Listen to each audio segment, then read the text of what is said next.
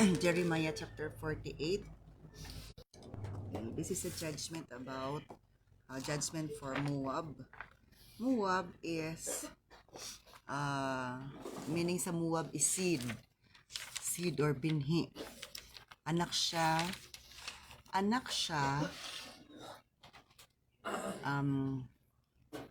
sa anak ni Lot nga ang papa si Lot rapod kay si Lot is sa diha nga nikalagyaw sila sa Sodom and Gomorrah, sila nila nabilin nabalaka ang iyang duha ka anak kung kinsa ilang ilang mahimong partner. So ilang gihubog ilang papa o gipuli-pulihan nila ilang papa o kining hilabot sa ilahag nakaanak sila. So ang anak ni Lot is isa nga anak si Moab. Okay, sa Genesis chapter 19 sa verse kining 36. As a result, both of Lot's daughter became pregnant by their own fathers. Naburos ang mga anak ni Lot, pinaagi ra pod sa papa ni pinaagi na pod ni Lot, pero dili sala ni Lot, sala sa mga anak gihubog sa iyang mga anak. When the older daughter gave birth to a son, ang kinamagulangang anak nga ni Lot na anak na, she named him Moab. Ginganlan kini og Moab means seed, binhi. Okay. And then he became the ancestor of the nation now known as the Moabites. Mo na usa ka nasod nga mga Moabites or Moabinhon or sa banang Moabinas Bisaya. When the younger daughter gave birth to a son, ang manghod apoy naburos. And then nanganak, she named him Ben Amay. And then Ben Amay means son, usak anak. Gani na binhi. Karon anak. Anak. And then he became the ancestors of the nation now known as Ammonites. So, ang Moabites o mga Ammonites kaliwat na ni Lot, pero si Lot walay sala, si Lot anak nga naburos na niya iyang mga anak. Initiative to sa iyang mga anak kay nabalaka kung kinsay mawad-an silang kaliwat. Okay. Now, muna nga nabahiran og dili maayo og niabot nga nagkagrabe na ang pagkuan sa sala, kapag kabulit sa sala ug matud pa ang Moabites is i-judge sa Ginoo. Suko si Lord. Tanaw na to unsa hinungdan nga hukman sa Lord ang Moabites or Moab. Okay, tanaw na to unsa hinungdan. Okay, sa verse 48 verse 1. Mao kini ang giingon sa Ginoo nga labing gamhanan bahin sa Moab. Thank you Jomar for watching. Okay, pagkaalaot sa Nebo nga nagunob, nailog ug naulawan ang Kiriatim ug nalumpag ang lig-on nga kuta nini kay kining Nebo sakop ni sa Moab country, ang Moab nation. Okay, nahanaw na ang mga kabantog sa Moab. So unsa daw kuno ang Moab is kining sa verse 2, no one else will brag about Moab, for Heshbon there is a plot to destroy her. Okay, basahan sa ako sa Bisay, tiwas. Nahanaw na ang kabantog sa Moab. Didto sa Heshbon naglaraw ang mga kaaway bato kaniya. Miingon sila, gunubon ta ang nasod sa Moab, ang lungsod sa madmen, pahilumon ug ang kasundaluhan musulong niini. Okay. Now, ang isa sa mga pamaagi sa judgment ni Lord or hukom ni Lord, itugot niya ang kaaway nga musulong ug ang kapildihan is iya pong ihatag, kapildihan sa sulungon o sa sulungon. Ang musulong mo ay madaugon. So part na sa judgment ni Lord mo na isa ka pamaagi sa paghukom ni Lord kung kinsa iyang hukman tungod kay naay rason kay atong mabaon na tuon si rason nga nung kuan And then, naninggit ang mga lumulupyo sa Horonaim, kamatay og katalagman. Kay grabe man gid isog man gid kaayo ang mga kontra ni sulong nila. O so naninggit sila kamatay og katalagman. Okay, kamatay og katalagman. Nagunob na gayud ang Moab. Okay, nagunob na gayud ang Moab sa verse 4 matud pa. Moab is destroyed. Tanaw na to na unsay sala nila karon at asukan. Nagunob na gayud ang Moab ug mabati ang hilak sa kabataan. So atong ma-imagine no nga sa diyang ni abot ng hukom ani dili na gyud kalipay kon dili kasakit pagbangutan. Luoy kay tan-awon sila.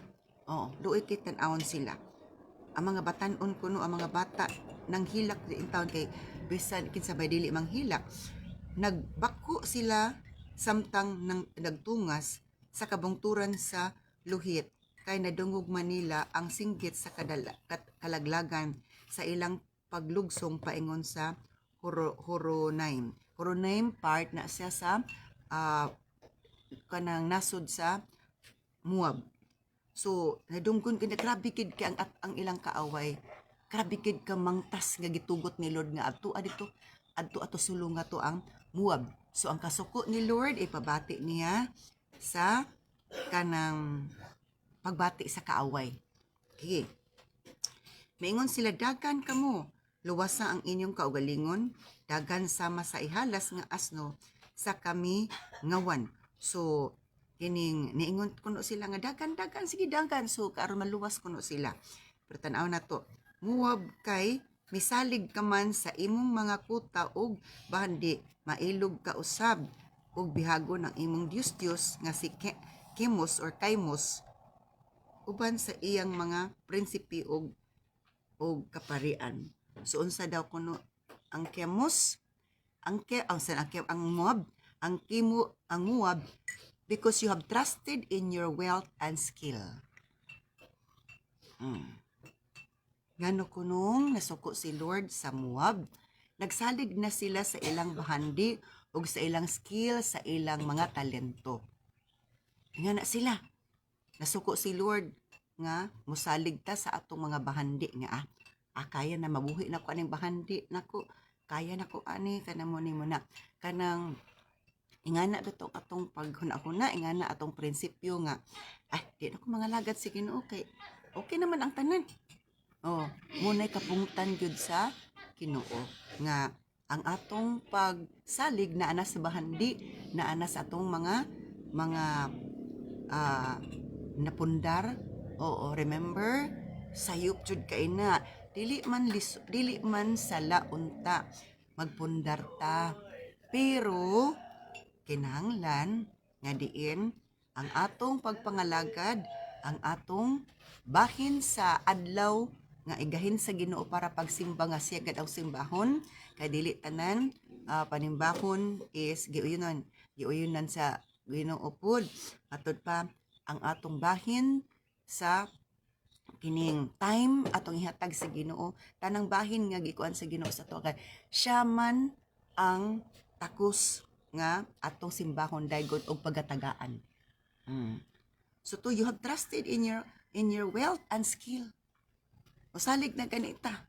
Ito na kayo daga atong kusog didto na to gigugol atong kusog kay aron dana ta mabuhi bisan pag unsaon na to guhatag sa atong kusog at kay mo ito na mabuhi kung ang Ginoo murag wa na nalipay kay ang atong kusog atong time na hurot na didto dili gyapon ta panalanginan sa Ginoo kay ang wrong nga pamaagi dili mo resultag maayong resulta. You have trusted in your wealth and skill. You will be taken captive. Mabihag kamo. Your God, Chemos, ang inyong Diyos nga si Chemos, with his praise uban sa mga pari and officials will be hauled off to distant lands. Pati inyong mga Diyos nga si Chemos ug mga pari ug mga opisyal ani pagabihagon paingon dito sa layong dapit. All the towns will be destroyed. Tanan gyud.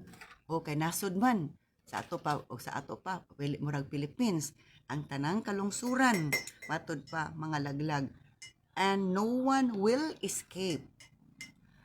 Wala kunoy makasibat. Ingana, walay makasibat. Matod pa diri.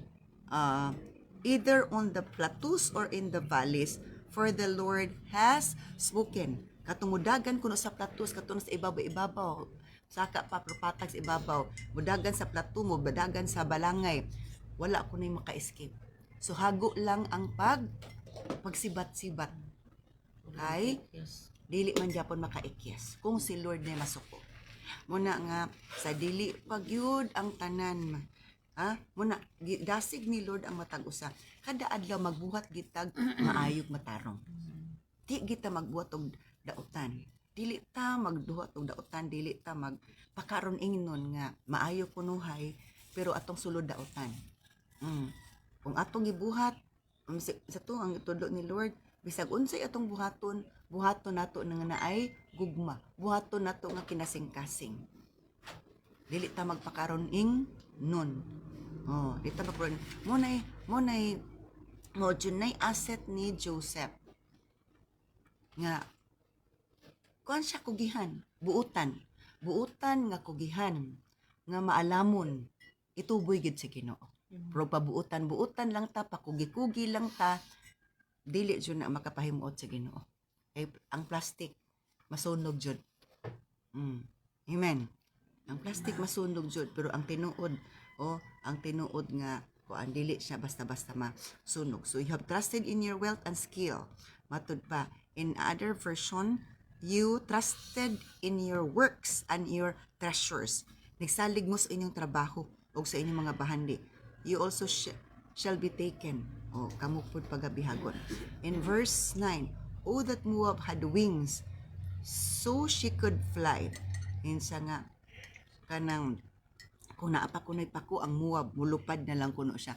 Pero bisan pag mulupad, kung ang Ginoo muhukom na, kung ang Ginoo muhukom, dili gihapon makasibat kay ang Dios is Dios sa tanang dapit. Iyang maadtuan ang tanang dapit siya. Nga si Moab na ay mga pako aron siya makalupad. For her towns will be left empty with no one living in them. Kay ang mga lungsod mahurot yun, walay mabilin. So kung hukman na, kay puno na gid ang tao sa pagkadautan, na puno na sa kanang murag silang tanan na nga busy para sa ilang kaugalingon, walay na busy para pangalagad sa Ginoo. Busy lang gid sila para sa ilang kaugalingon, para sa ilang negosyo, para sa ilang pamilya, para sa ilang trabaho unsa pa diha. Pero para sa Ginoo wala na.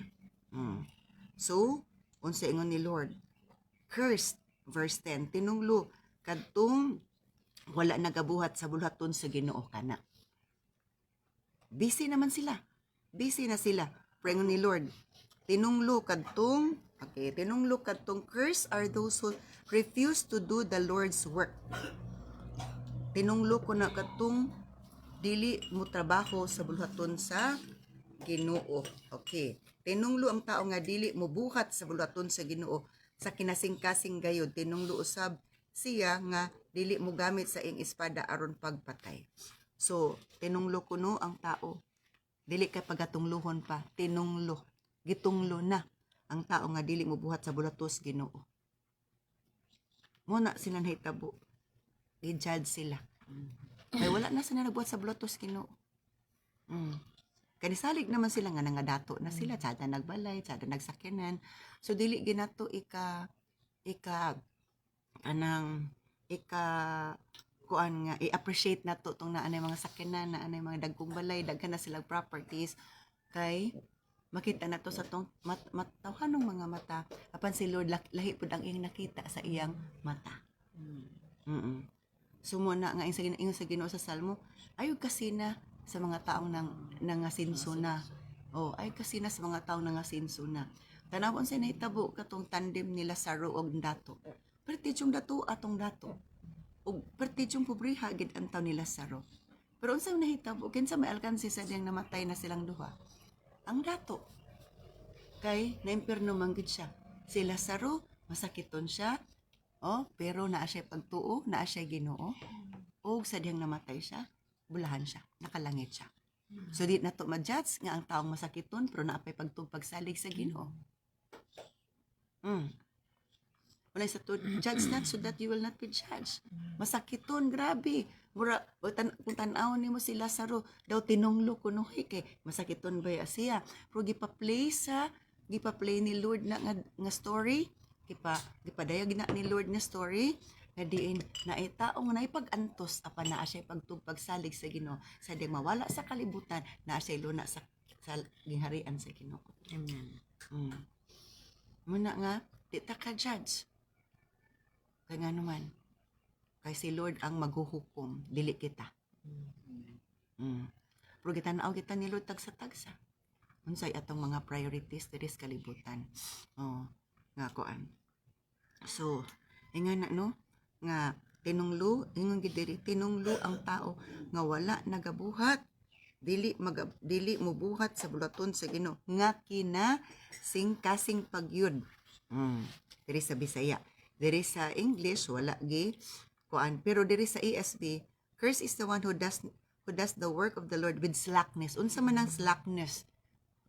Slackness gani magpaluya-luya o mubuhat sa bulaton sa Ginoo pero dili bitaw madasigon. Murag kontra gusto. Kontra gusto. Gusto ni Lord nga sinundalo. Natay willingness mo trabaho. Dili kay agdon kung di suguon. Hulaton pag itag suguon ta. Kabalon pa nga buluhaton na. Kinanglan suguon pag ita kay kung dili mo suguan, di pud trabahoon. Naanay ko labyan ang trabaho o nga dili naman ta labyan kay dito makita nato kung mature na bata na pati initiative. Sa to tinunglo ang tao nga dili mabuhat sa bulaton sa Ginoo. Unsay mga bulaton sa Ginoo, bulaton sa ang bulaton sa Ginoo, bulaton sa balay sa Ginoo, bulaton sa kaparasan sa Ginoo. Nagingon na gid tinunglo. May lang kita mabuhat sa bulaton sa atong trabaho, pero bulaton sa Ginoo. Murag sa alagad ka man as Ginoo. Remember ang mature tinuod nga mature nga huna-huna mature Christian is mo trabaho. Dili na suguon pa na initiative. Ang immature ang suguunon pa. Amen. Ang immature ang suguunon pa. Pero ang mature di na suguon. Mag-initiative na. Mintras na trabahoon. Ana na muundang ta kung humana ang trabaho. Hangtod sa sunod kay ang trabaho gatuyok-tuyok ra man na. Pareha ra man na. Balik-balik ra. Kay balik-balik ra dapat memorize na. Amen. Di kay awa pa man ko sugo di sa ko mo trabaho. Ingana. Good morning. Good morning. So, ingana ano?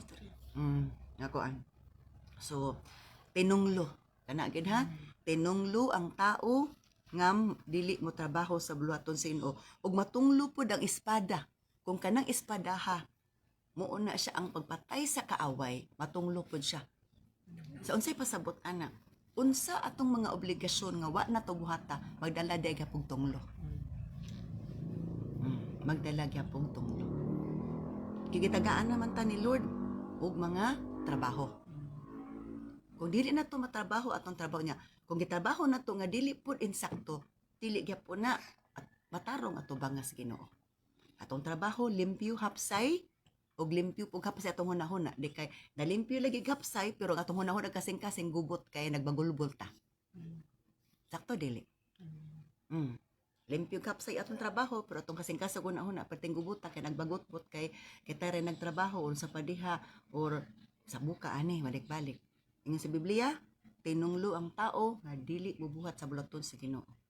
Ang ani katong 1 Corinthians 16:14 do everything with love.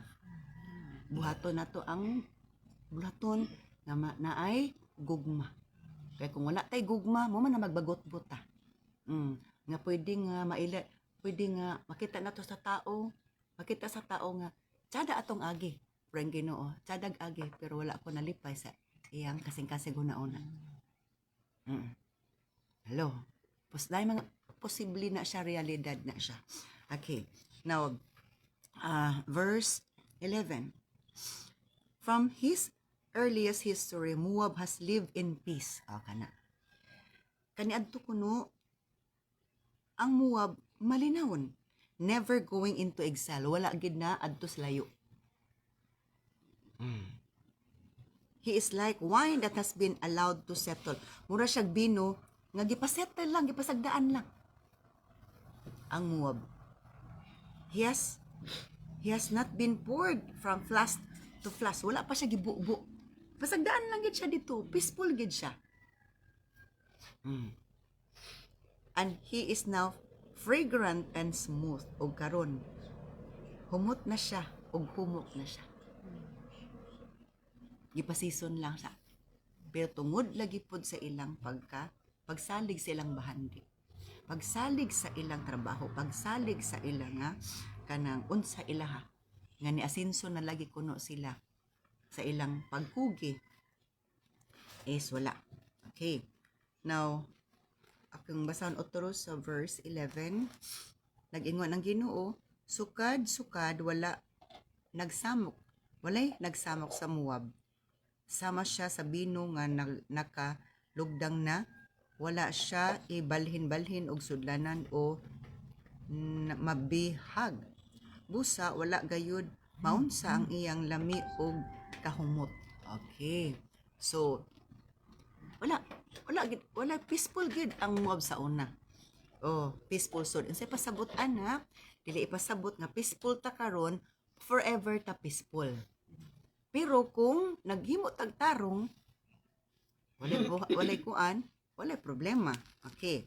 In verse 12, nag-ingon ng Ginoo, apan, muabot ra ang panahon nga may ipadala akong mga tao nga maoy muipis sa Moab sama sa bino. O kana.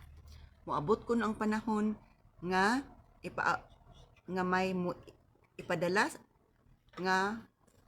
ipadala akong mga tao nga maoy mo ipis sa Moab saba sa bino. Tition nila ang dino og sa iyang mga tadyaw og unya pamukon kini. O kana. Di ba? Kanon to sila, wala may problema.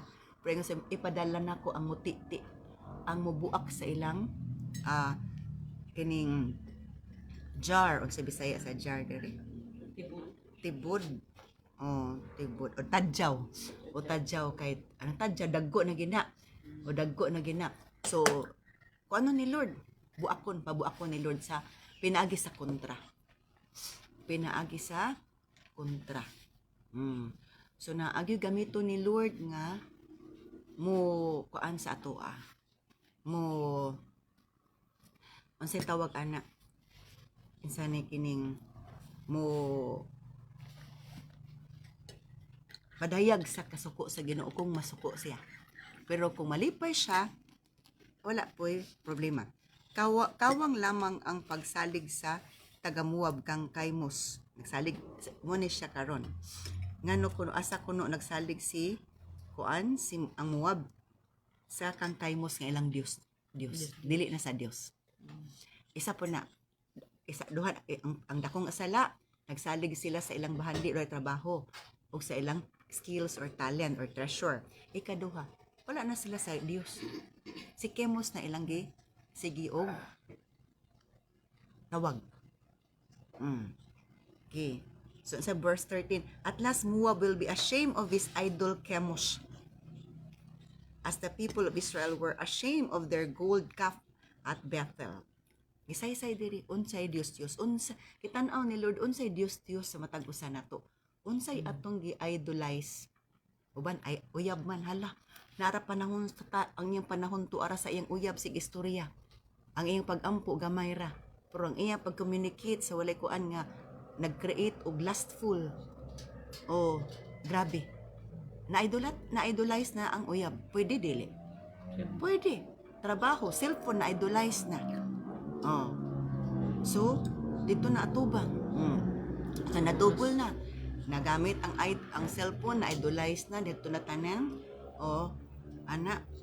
dayon communication sa kanang unsa pa na diha sa uyab or unsa pa imong transaction, suko si Lord ana sa to. At last Moab will be ashamed of his idol Chemos. 13, basahan ako sa Bisaya. Kawang lamang ang pagsalig sa taga Moab kang Chemos nga ilang Dios ingon nga kawang usab ang pagsalig sa Israel kang Bethel. Oh. Ana po niya. And then unsa pa gid gipanghigarbo sa Moab verse 40. You used to boast. We are heroes, mighty men of war. Kana. Isugod sila. Nang hinambog sila. Nga hero sila. Mighty men of war. Apilan din sa mapildi. Kung in terms of bakandi na sila. Stable na ta. Stable na ta. In terms of pagkaon, na nata kay kugihan man ta. In terms of makig-away, mga mag-aaway man pud ta. O isog man ta. So, nang hinambog na sila. We are heroes, mighty men of war. Basa na ko sa Bisaya. Unsaon man ninyo pag-ingon nga kamo mga bayani og isog nga mga sundalo. So, isog sila. Abi nilag sila na pinakaisog. Padalaan ni Lord mga kaaway para sila is pildihon kay aron nga maundang ang ilang pangsigarbo. Kang ilang Dios si Chemos na. Ilang bahandi ang ilang isa nga Dios nila bahandi po nila. Wala sa nagkuan sa Ginoo. Oh, so nay mga tao nga gibless bisag wala nagkuan sa buhi nga Dios ana pero na sila atraso. Naggipaabot na lang ang judgment sa time of judgment. Okay. Now in verse 15, but now Moab and his towns will be as destroyed. Ug karon ang Moab ug iyang mga lungsod will be destroyed. His most promising youth are doomed to slaughter. Agkay. Paingon na gid sila nga ihawon patyon. Says the king, nag-ingon ang hari nga maong Ginoo. Whose name is the Lord of Heaven's armies. Nga ang ngalan niya Ginoo sa panon sa kalangitan. Take note kini nga mensahe. Sakit niyo sakit ang mga mensahe ni Jeremiah, Ezekiel, ni Isaiah sa pada. Sakit jud kay tanan. Ug walay ganang paminaw og sakit nga mga wali. Kadili sila ganahan, murag di sa ganahan. Gusto sila encouragement o bito tong mga false prophet sa panahon ni Elijah ni Elisha nga ang ilang mensahe is positive, encouraging. Walay katalagman ang mensahe ni Jeremiah. Pagabihagon kamo sa Babylonia, 70 ka tuig. Sakit diba pabihagon, sulungon sa katanga Assyria. Ubihagon 70 ka tuig dito. Ang mga false prophet, ang mga wali nila dili walay mahitabo na to. Walay katalagwan mahitabo. So, moingon jud ang mga tao, mudapig gid dito sa mga nagsultig, encouraging nga mga mensahe. Katong sakit nga mensahe nga si Elijah o si Elisha, wa jud kay ni dapig.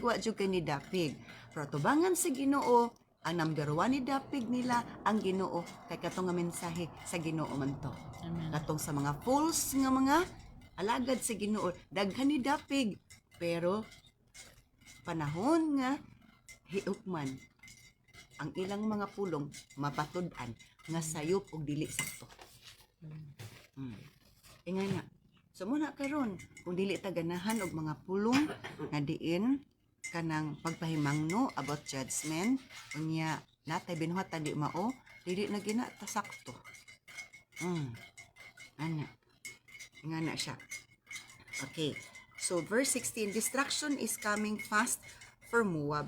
Calamity threatens ominously. Ang kalaglagan hapit na gayud moabot sa Moab ug ang kalamidad puno moabot puno dayon sa verse 16.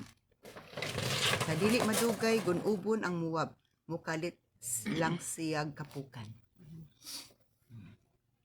So kini atong panghitabo karon sa atong palibot sa balita. Isa na ni murag sa Moab. Nay rason. na ay rason. Nisalig ng tao sa isalig na ang tao sa mga bahandi, sa talent, na busy na, og ang ilang Dios. Dios na. Mm-mm. And then, nagsalig sila nga, kana ta, stable atong balay. Kung ano ni, stable na ni, kung magkinaon sa, naanay ko anay siya. Yan na. So, bisag unsaon na tong pangandam, diris kalibutan, kung ang atong Ginoo wala na nahimuot sa atong pagkabisihon, dili gyapon na muhatag ka nato og kasiguruhan. Verse 17. Your friends of Moab weep for him and cry. Siya kamong mga higala sa Moab, paghilak na lang jud sa Moab. See how the strong scepter is broken. Oh. Isip na strong ang ilang scepter. Ang inyo makita ninyo unsa pagka daot sa ilang scepter. Ang sa Bisaya sa scepter B17. Pagsubok kamo alang sa maong nasod, kamong ana ang nagpuyo sa duol ug nasayod sa iyang kabantog. Ingna ninyo nabali na gayud ang gamhanan o bantugang sitro de enang scepter. So ang ilang strong scepter broken. Come down from your glory. Ilan na magipanginambog to. Kampurso na gid kaysa. Siya, come down from your glory and sit in the dust, mulingkod na mo sa yuta abog. You people of Dibon, for those who destroy Moab will shatter Dibon to, kay katong mulaglag sa Moab is mga hanaw gayud ang Dibon. They will tear down all your towers. Sa ato pa isug ang ipadala ni Lord. Kung unsa ka isug, kung unsa ka punguta ang gibati ni Lord, mao po na ang kapungot ipabati ni Lord sa kaaway nga ipadangan. Kung unsa ka maayo ang ipakita ni Lord, nga napud ka maayo ipakita niya sa kanang gamiton pod. Kung suko na siya, gamiton niya ang iyang kapungot. Okay. So, kung na diri sa 19 pengos ang mga lugar. Okay, mga lugar. And then mo jump ta. Okay, mo jump ta kay mga lugar man iskutan diri sa lugar sa nasod sa Moab. Okay, diri dayon sa verse 25. The strength of Moab has ended. Ang kusog na sa Moab, ang ilang kalig-on nawala na. Kay gihukman na ni Lord.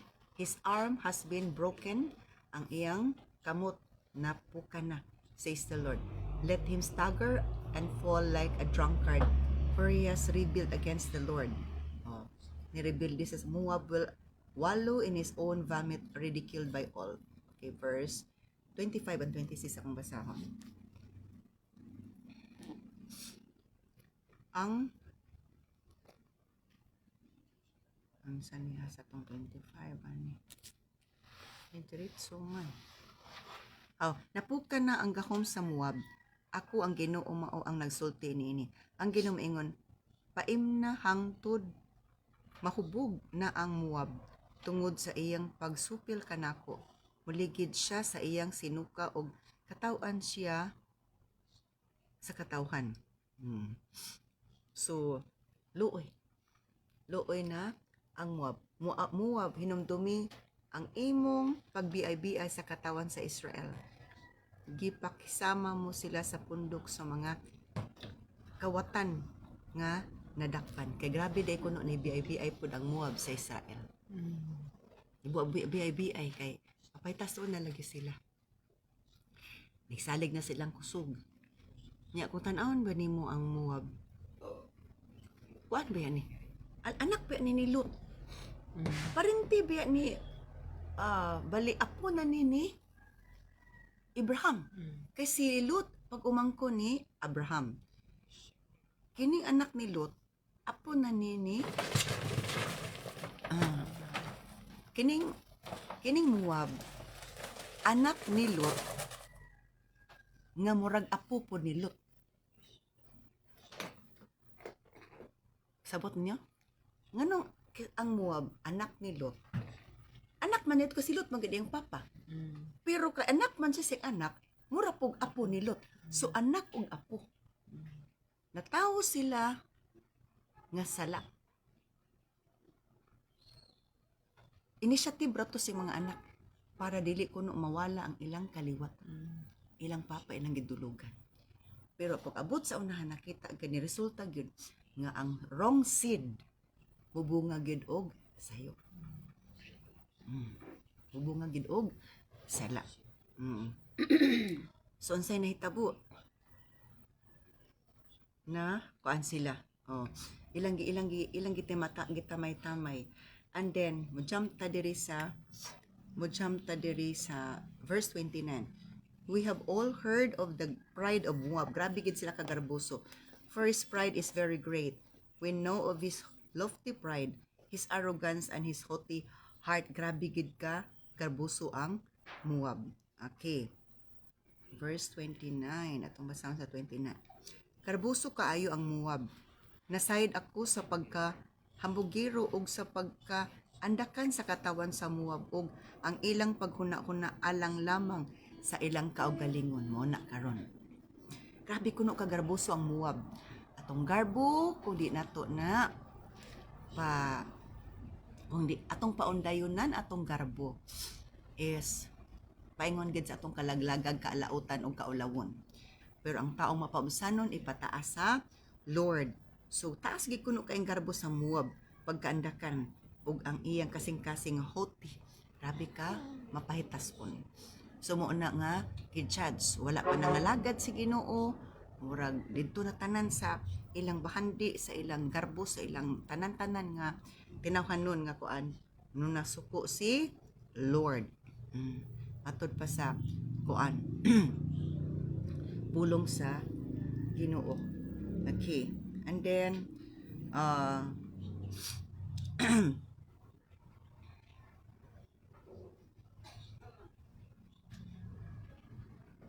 okay.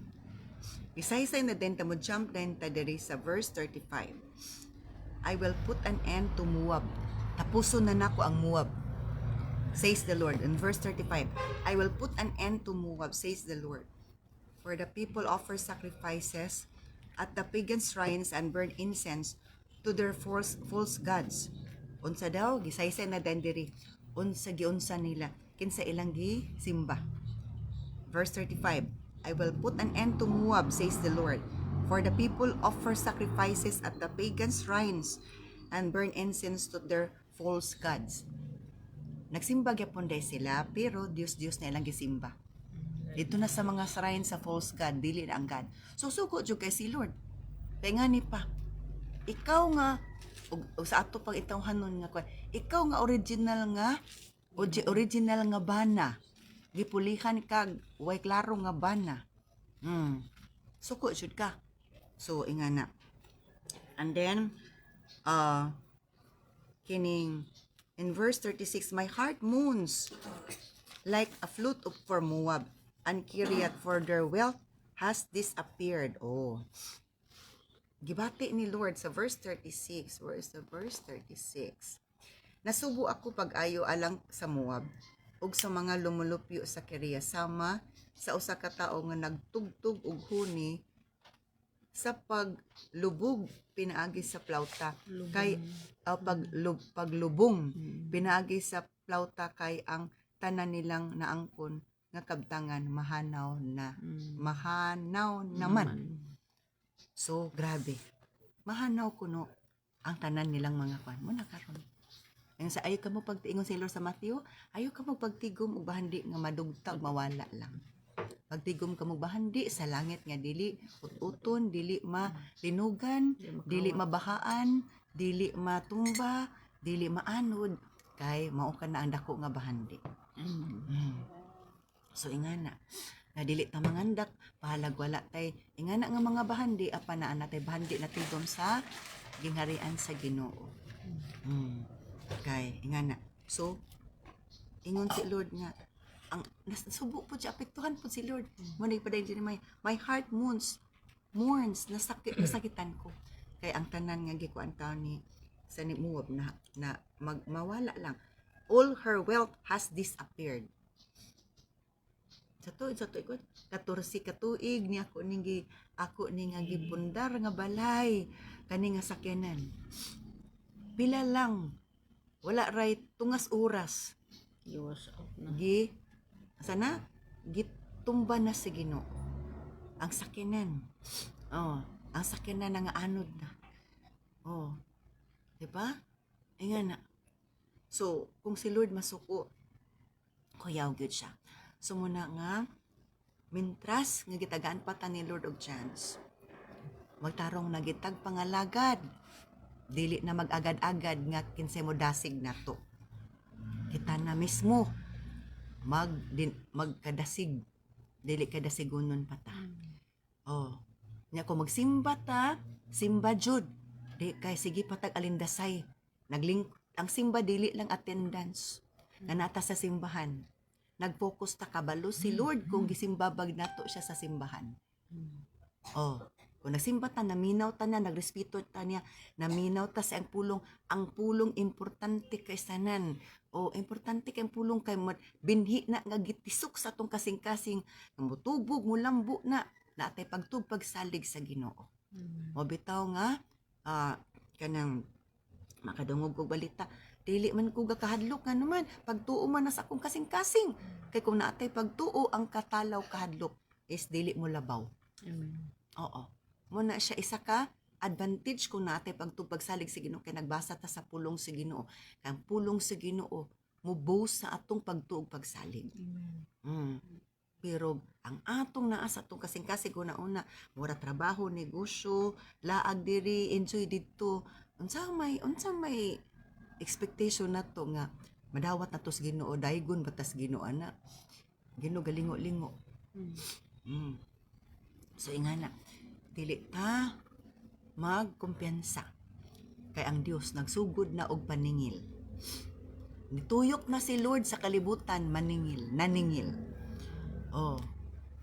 Tuyok na si Lord sa kalibutan naningil.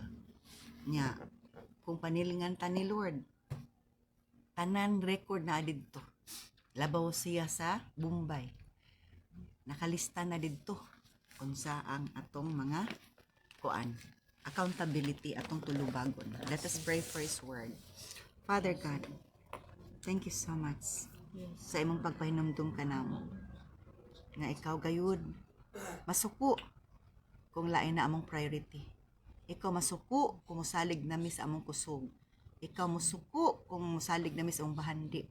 Nga mabuhi nami ani, na nami balay na nami ani. Kusgan mi. Masuko si Lord. Salamat Lord sa imong mga pulong sa pagpahinumdum kanamo. Silihi sa imong hamili nga dugo nga dili kami masaag ulugad sa among pagpangalagad kanimo. Unsa may dangatan Lord, mugahin kami panahon diya sa pagpamalandong, pagpaminaw, pagsimba, pagdaig, pagpangaliupo diya kanimo Lord. Salamat sa tanan. Himayag dungog para kanimong tanan lamang sa ngalan ni Jesus. Amen.